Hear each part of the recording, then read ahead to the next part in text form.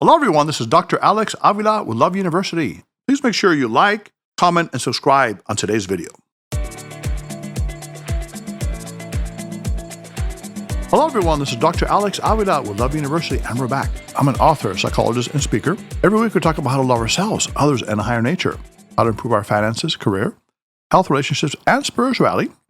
And we just started recently a series based on my classic bestseller, LoveTypes, on identifying your compatible soulmate based on your personality type, also known as your love type. This week we're going to be talking about a very unique love type, known as the mystic rider, the person who believes that love is in your mind, heart, and soul. The mystic rider is someone who is internal energy, what we call introverted, intuitive, imaginative, feeling, emotional, and what we call judger or structured, someone who likes to have schedules and organization. For you, the mystic rider, the written word is sacred because through it you can understand and express the mysteries of life. When you are not writing, you're exercising another of your supreme talents, the gift of listening, to comfort and aid those who come to you for advice and guidance. When it comes to affairs of the heart, you prefer to express yourself with your pen, tablet, or laptop. For example, poetry, journal writing, and leaving tender notes on the bathroom mirror for your loved one.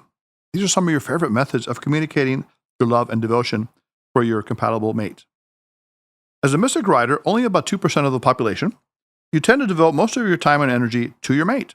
In fact, you can be quite content having your partner as your sole source of quality companionship, as your best and only friend. Unfortunately, this near obsession with one individual as your sole source of emotional support could cause you grief.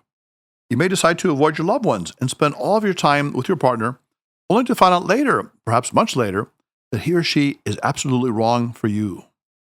In the meantime, you may prolong a bad relationship by deluding yourself with your highly developed sense of imagination into believing that they are the right one. So what is your best love type match? If you're a female mystic rider, you do well with a male mystic rider, another individual called the scholar, someone who is internal energy or introvert, intuitive, logical, and spontaneous, or even the idealistic philosopher, someone who is internal energy, intuitive, feeling, and spontaneous. As a female mystic rider, you may even get along with your exact opposite. Research shows that you may have a good relationship with the wheeler-dealer, the male who is external energy or extrovert, sensory, also known as practical, thinking, and spontaneous. This is the type of gentleman who can offer you a no-holds-barred, electrifying relationship that can get you out of your shell and give you the kind of excitement that will make life worthwhile. On the other hand, if you're a male mystic rider, as an introverted male, someone who gets energy from your own thoughts or internally, you usually have stress-free relationships with other introverted females.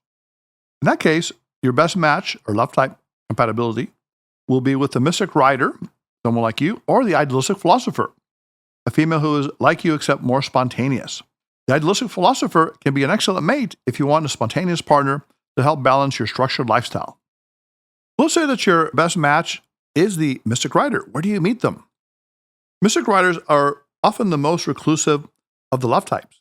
You may have a hard time unearthing them because they often enjoy kicking back at home, reading, writing, thinking, praying, meditate, or listening to music. Excellent places to meet mystic riders include churches, synagogues, or other religious institutions. Although any of the love types may be involved in religious or spiritual activities, mystic riders are known for their spiritual natures, although they may not be necessarily religious in the traditional sense. Look for mystic riders working behind the scenes for the common good of a religious or humanitarian group. They can also be found at self-improvement or spiritual exploration workshops, for example, yoga and transcendental meditation, retreats, and expos. Like idealistic philosophers, which we covered last time, those who are internal, intuitive, feeling, and spontaneous, mystic riders also enjoy museums, art galleries, and the theater.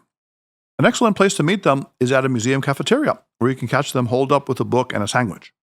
Since mystic riders love books so much, you can often meet them in religious or New Age bookstores, as well as in public libraries. You can also become acquainted with them through an organization called Single Book Lovers that helps single people that love books meet each other.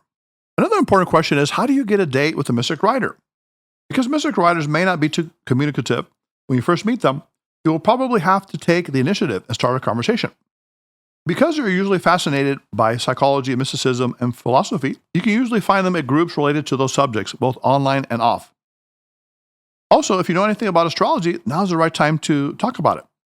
Many mystic writers are acquainted with astrology and the transcendental aspects of life, including prophetic dreams. Once you spend time with a mystic writer, you might say something like, after speaking to you, I wonder if you are you can say Capricorn or Leo or whatever comes to mind. Just take a guess. If you're wrong, don't worry about it. You don't have to be an astrological guru to win points with the mystic writer. Your mystic writer probably knows enough to fill in the gaps of the conversation, and they will appreciate your curiosity about metaphysical matters. Once you have whetted your mystic writer's appetite about the supernatural, they will keep the conversation going.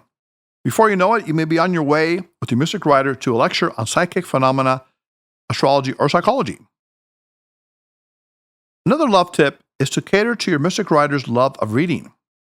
Since most mystic writers are book aficionados, offer to lend your mystic writer something from your shelves, especially in the area of psychology, spirituality, or relationships.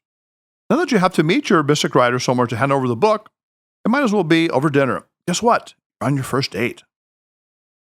How do you win the love of a mystic writer?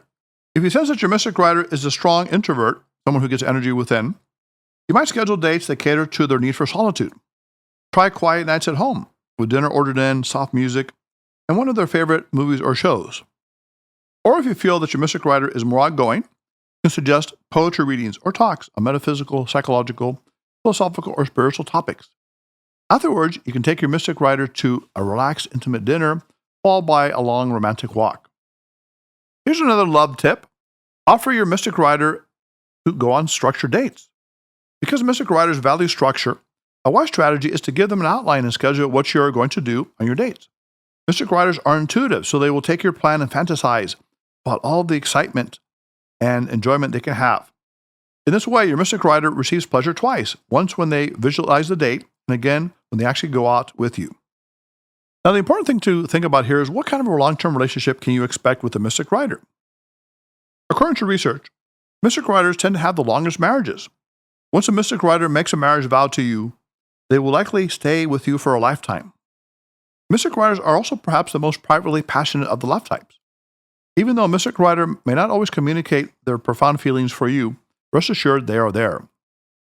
One caveat, because mystic writers love so deeply, they may appear to be possessive and jealous at times, but they don't see it that way. Instead, mystic writers would fervently insist that their strong emotional reactions stem from their belief that true love must be shared honestly and without reservations, soul to soul. Love University students, the mystic writer is a very unique love type or romantic style. It is the kind of person that wants to find something special in life in terms of spiritual, philosophical, psychological ideas. And they also need to have a purpose and a mission. Now, they are similar to the idealistic philosopher, which we covered last time, except they're more structured. They like to have more organization and more scheduling, and they like to have a plan for things. But in a similar way, they're looking for that ultimate spiritual soulmate experience. So if you are a mystic writer, or if you happen to be in love with one or interested in one, they can be very beautiful, loving, and long-term mates, as long as you connect with them on a deep and lasting spiritual level. Love University students, the key to love types, discover your romantic style and find your soulmate, which by the way is available on Amazon and other places, is to first discover and appreciate your own personal love type, your own romantic style, whether you're an idealistic philosopher, a wheeler-dealer, an innovator. And then, understanding the love type approach is to meet individuals and eventually identify someone who's compatible with you. And oftentimes, similarities are more compatible in the long-term sense. And you also have more in common. There's more harmony. And we're going to be talking about the best love types for you based on the one that you have, and also how to win their heart and have a great relationship with that individual and attract that soulmate that resonates with you at the deepest level. Now, some people don't really believe in soulmates. They often tell me. But I consider a soulmate someone who is compatible with you at a deep level, shares similar values, goals, interests, and someone you can build a future with and create something positive in the world. So until next time, Love University students, please be sure to click on the links below. And at Love University podcast, make sure you like, comment, and subscribe. We'd love to hear more from you and get you involved in what we're doing to help bring more loving energy to the world and love yourself, others, and a higher nature. So until next time, this is Dr. Alex Avila. Put away your notebooks, your iPads, your phones. Love University is now dismissed.